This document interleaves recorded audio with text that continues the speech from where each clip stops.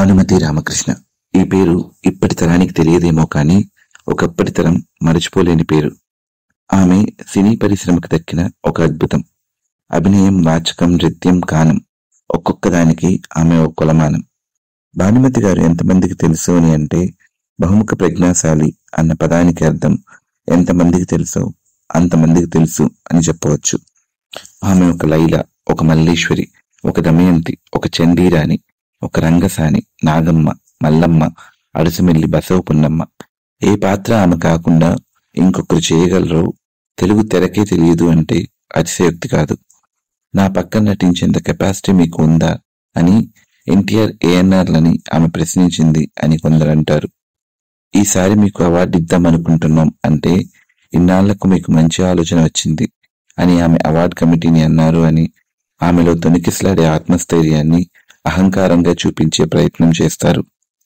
ఒక cinema hit అయితేనే కాలు మీద కాలు వేసుకుని కాలర్ ఎగరేసుకుని తిరిగే ఈ సినీ ప్రపంచంలో ఆమె ఇచ్చిన హిట్స్ కి లెక్కలేదు, ఆమె తెచ్చిన నటులకి కొదవలేదు.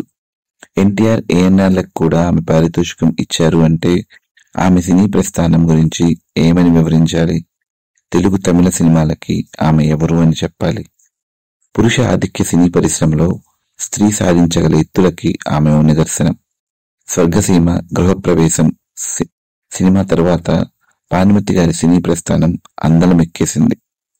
రత్నమాల అనే లేడీ ఓరియంటెడ్ సినిమాలో పట్టుమని 4 సినిమాలైనా చేయని కుర్ర హీరోతో సినిమా చేస్తున్నారు.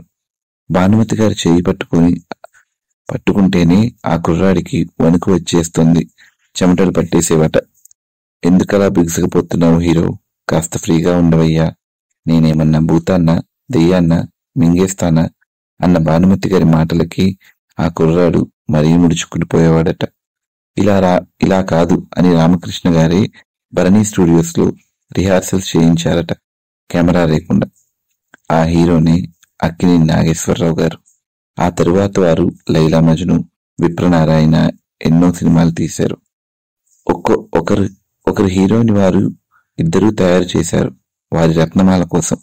అది వారి సినిమా కోసమే అయినా భవిష్యత్తు సుగమం చేసింది, బెరుకుపోయింది. అందుకే నేను భానుమతి రామకృష్ణలకి రుణపడిపోయాను అంటారు అక్కినేని. భారతదేశంలో స్టూడియో కలిగిన మొదటి మరియు ఏకైక మహిళ ఆమె.